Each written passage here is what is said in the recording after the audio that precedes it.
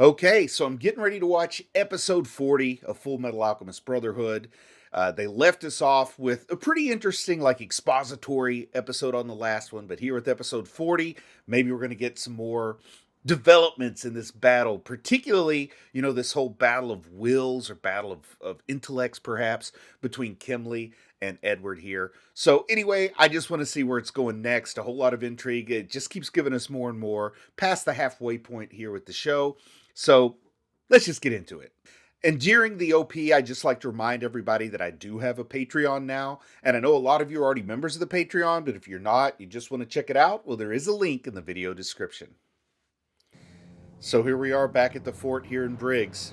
And I gotta say, I've got this new, like, Samsung curved monitor that I just got up and running this week. And it's pretty cool. This is the first anime I've watched on it. It's a pretty good immersive experience. Not sponsored or anything, but just sharing my little new twist here. It's kind of cool watching on this new monitor. Yeah, some conversation there about how to hold the fort while all kinds of things are afoot in Central. Since Armstrong's been taken to Central, and there she sees our good buddy Mustang.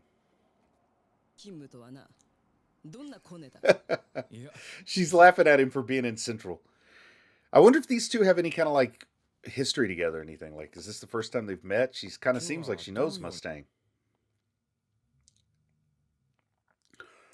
Oh boy, so now Mustang knows something's up if the Fuhrer called her back down to Central. Left the poor folks up in Briggs to fend for themselves. He wants to buy Armstrong dinner, and she's going to eat him into bankruptcy. Take her to a buffet. That way you just pay one price, she can eat all she wants. So take her to the local buffet. Oh, he's still got all those flowers to give away because Hawkeye wouldn't take them, right? So, is he trying to cheat on Hawkeye there? Or is he just flirting with Armstrong to annoy her? We'll have to see. All right, now we're going to see how does the Fuhrer face down this tough cookie? Because they don't get much tougher than Olivier Armstrong here. Worried about his plant up there, General Raven. He knows she buried him in concrete, right? He can tell. There's no fooling the Fuhrer. Oh, wow. She's just straight up told him that Raven was no good. Oh, she's letting the Fuhrer know that Raven said a little too much while he was up there.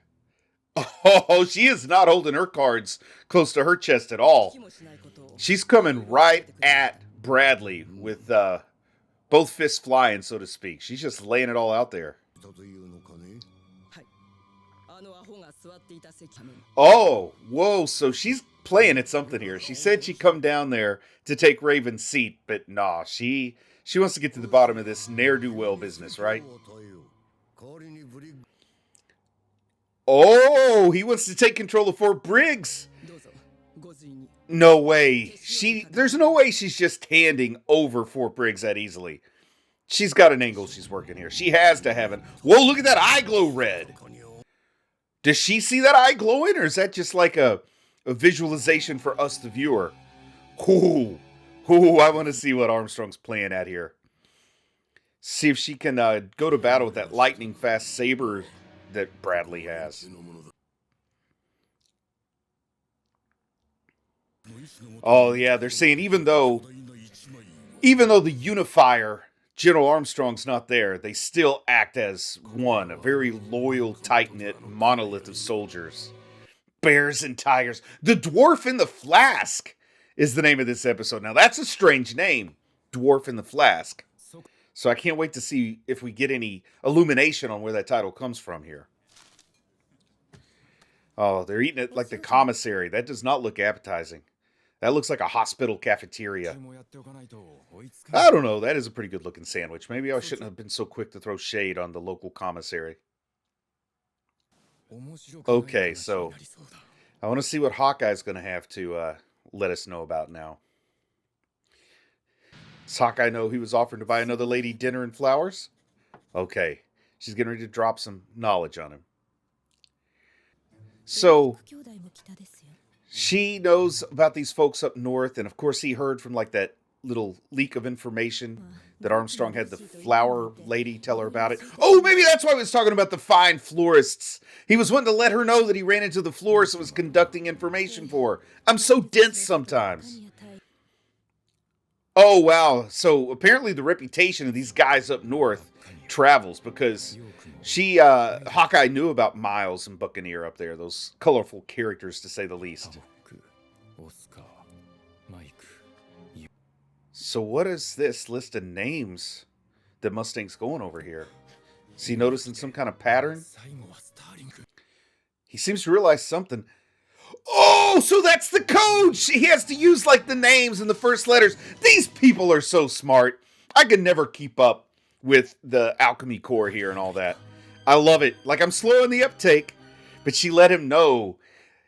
Would Selim Bradley be considered a dwarf? I mean, he's not real tall. Maybe he is the Dwarf in the Flask. The homunculus. Okay, what's Father up to here? Is he taking a nap or is he meditating on evil? Oh, he's having a memory. Oh, there's the flask! Wow, they weren't being subtle with it. They literally have something in a flask here. Is this how evil escaped years ago? There was this evil from alchemy being contained in a flask, and he made the mistake of opening it like a Pandora's box, and it like flew up his nose and took over his body, and that's the story. Oh, this is looking like a good episode. This is looking so good here. Number 23 is his name. Oh, this is for the homunculus training program. We saw like a young Bradley in this, right? Oh, he was a slave?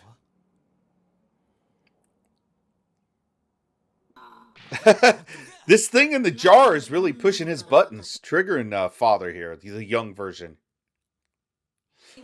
Oh, wow. Oh, it was his own blood sacrifice that made this thing in the jar? Oh, he was a lab rat for some evil alchemist.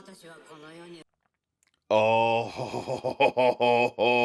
this is so great. Father this is where he gets the name Father, I bet. Because number 23, Michael Jordan fan, right? Jordan, 23, Chicago Bulls. Ooh, Theophrastus Bombastus. That's a great name, Theophrastus Bombastus. I wish I was named that. Doesn't like being called dumb there. Oh, Van Hohenheim? So, this is where Van Hohenheim gets his name.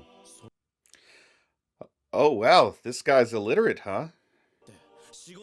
Wow, he has come a long way from being illiterate to being whatever he is now. So is this Father or is this Van Hohenheim? How are they the same? How are they different? I've still got so much to learn here. But it looks like he really is a slave. Man, this is an amazing scene here. I'm such a sucker for like deep exposition like this. I mean, I love this kind of stuff. Oh, look at that! This is the Dwarf in the Flask. A homunculus? Oh, I'm such a sucker for this kind of stuff. I love it. I love origins. I love backstories. I love exposition. I know some people don't like getting it all dished out at once. But this is how I like it. Give me the straight dope. I can take it, Doctor. So, I guess this is the Van Hohenheim's master here. Number 23's master. Oh, wow. He did train him to be an alchemist. So I wonder how many years ago this is. Looks like a long time ago. And then that eye kind of looks like that is Selim, right? When he's in his shadow form. Crazy. Yeah, how's that family work out for it? And you look at the geography here, it almost looks like they're in Ishval. Like it has kind of that desert look to it. It doesn't look like Resimbul, for example. Doesn't look like Rush Valley. I mean, it looks like Ishval to me. Yeah, what would make you happy if you were just a little fuzzy black gas, I guess? A shadow in a flask? Slave number 23. That's a great eye catcher there. And the little one inside the flask. Instead of dwarf, they use the term little one. Still, cool stuff there. Great eye catchers this episode. And the guy in the flask really talks a lot of trash to be stuck in a jar. So is this sort of just a touch of truth from the void in terms of the knowledge that they have? Oh, still looking for immortality. That's what this is all about, right? Oh, they're in Xerxes. And Xerxes is like that wasteland, right? Between Xing and Amestris. Xerxes was all sacrificed, right? To make that big, powerful philosopher's stone. Okay, I'm slow. I don't remember everything, but it's coming back to me. Yeah, these canals that are being dug is to just form the transmutation circle in the ground, right? Xerxes, named after the famous Achaemenid emperor of Persia. Did I say that right? Made famous in the Frank Miller Classic 300. Oh. Violence is afoot. Violence is afoot. People getting slaughtered in their sleep. This is the original sacrifice for that original philosopher's stone, isn't it? Is this like the birth of alchemy, and like the alchemy went one way, the alchemy went the other? Violence. Why does it take destruction for creation? I mean, that was given to us like as the rules in episode 2. There's 2 parts, destruction and creation. So they have to have destruction of life to have creation or preservation of life. And we've still got that little one in the flask being taken around. I know ultimately that entity will be let out of the flask, and that's how everything goes in the direction where we find ourselves in present day. I don't know what's up with this hourglass thing either. They've shown that a couple times. Oh wow, Hohenheim's all grown up there. Man, this Xerxes is no good. He's a bad guy. But he looks pretty cool, like a wizard or something. A wizard king. Yeah, Xerxes wanted to be immortal, but I think Van Hohenheim stole that immortality from him somehow. Did it split him into 2 entities? Like, I still don't think they're the same person. Like, Van Hohenheim and Father seem to be 2 things. Oh, a little cut of blood. Let's see how it goes. I can't wait to see this tragically backfire. I've seen a lot of fantasy stories with magic and alchemy and otherworldly forces to know that this backfires and you create a monster, and this is how evil is unleashed upon the land, driven by greed, a greed of sorts, a greed for life rather than possessions. Oh, here come all the hands out of the ground, the shadow hands. I'm surprised how well people are taking this. I'd be freaking out if all the shadow hands started coming up around me. Oh, where's the betrayal? Where's the betrayal? They're stealing life. They're stealing Xerxes' life. Ha ha ha. They were lied to. They thought they were safe in the center. It was Van Hohenheim who made a pact with the little guy in the flask, isn't it? Yeah. So he wasn't even in on it. He was kind of tricked, given this unwanted gift. Oh, using his unwanted gift to Hohenheim, and now he's got to deal with the realization that he helped facilitate this death of everyone. Oh, and there's the big eye. Looks a lot like the little eye on the Dwarf in the Flask. And Hohenheim's getting sucked in. Okay, now are we going to see the story behind Father? Like, what is the difference between Hohenheim and Father? Oh, man, this is pretty cool. Look at it. Just the whole land being taken over.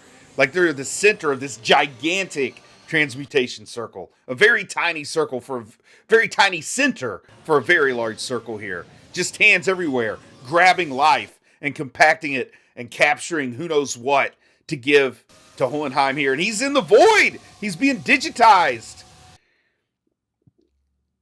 Is he going to mix with the homunculus? I think I saw the homunculus finally get out of that flask when they went into the void, where truth resides. Oh, man. They take me right up to the edge, and then they leave me without giving me that crucial bit of information. Oh, here we are. I thought we were back in modern day. I jumped the gun on that. Broken flask. There's Hohenheim. And everybody around him has died. The slave has become the new king. Oh, wow. Wait till you get out of the castle there. I bet you're just surrounded by death in every direction as you leave. I mean, all these dead people. Imagine waking up from a weird experience like that, just surrounded by nothing but death. But on the upside, I guess he's immortal now. Whew! Look at how many people had to be sacrificed for this. I mean, that looks like a very densely populated city. Who's this talking to him now? Oh, Xerxes? Did he survive? Oh, so that's the duplicate. There we go. Now I got the answer to how Father was created. Why he created a receptacle from his blood. Basically his DNA. He cloned him. And then the little homunculus in the flask took the cloned body. And now here they are, both out there. Both immortal. Both sharing this dark, tragic secret. Oh, I love this. Oh, I love having all these questions and then just getting them answered. This might be my favorite episode so far. I've said that before, haven't I? But I love this episode. Oh, the realization. He can hear all the people that they've absorbed into that Philosopher's Stone. He got his immortality. They split all the souls 50-50, so they both got immortality here. But he never asked for that. I mean, I'm sure that the entity that became Father saw it as a gift, but Hohenheim didn't want this, not at this price. And here we are finally back in modern day, and he was just having all these memories. Who's on the train with him? Oh, it's just a passing housewife. One of my favorite characters in all of anime just showed up. Izumi Curtis. If she wasn't already married to such a big, beefy guy, I would say she'd be my ideal waifu here. Don't tell my wife I said that, please. She'll get angry. Oh, she's got that bleeding problem still. Oh, is Hohenheim going to help her? I don't know how Hohenheim and Izumi Curtis feel about one another. Like, I could see where she might have some resentment for him with her bond with Edward and Alphonse, and he might be a little jealous of that bond too. Just ordering the butcher around. He's a big guy. But he moves fast for a big guy. He was running pretty swiftly there. Oh, yeah, he knows she's seen the truth. Just like Edward has seen the truth. Hohenheim has seen the truth. Always a price to pay. Oh, yeah. We saw that. She gave up her womb. The search for eternal life, immortality, resurrection.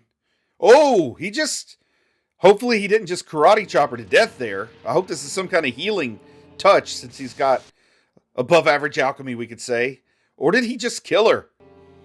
If you just killed her, you're about to get butchered by the butcher. Oh, nice cross there. Sent him toppling with one swift punch to the chin. Oh, okay. Whew. I thought he killed her. I mean, me and her husband thought the same way, but it looks like he helped her out. So good for you, Hohenheim. Hohenheim's the good guy. Father's the bad guy. Got to remember that. He did some psychic surgery there. A little instant healing. Oh, so he gave her relief. He gave her relief to like rearrange her internal organs to work better, but he can't give her her womb back, essentially, or her ovaries. I was not expecting to discuss a mystical hysterectomy this episode. So, there we go.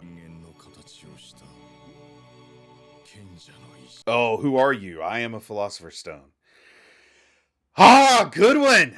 Good one. I'm loving it. I love when we get to finally hear lore. Like, I'm a lore guy. I'm a world-building guy. So I love it that we finally got to see the story of Father and Hohenheim. An explanation for why they have the same DNA, why they're clones of one another. Great to see the downfall of King Xerxes and that whole land and how it got sacrificed to create a Philosopher's Stone. But it wasn't by Van Hohenheim. He didn't want to do that, or number 23 if you prefer.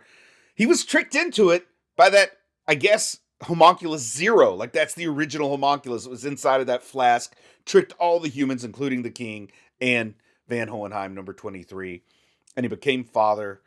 And now we find ourselves getting ready to repeat a similar tragedy in Amestris, if everybody doesn't catch on and set it aside. Episode 40 is one for the ages, guys. And I hope we got some more episodes like this coming in the future. I'm loving it. I'm glad I finally got back to it yet again. And with that, I'm just going to say I'm proud of you for watching anime, and I'll talk to you again soon. I just want to say a big thank you to everyone who supports the channel on Patreon. It really means a lot to me. If you might be interested in Patreon perks like early access to videos, uncut reaction videos, ad-free videos, and the opportunity to vote on which anime will be covered in the future, then click on the link in the video description. Thank you.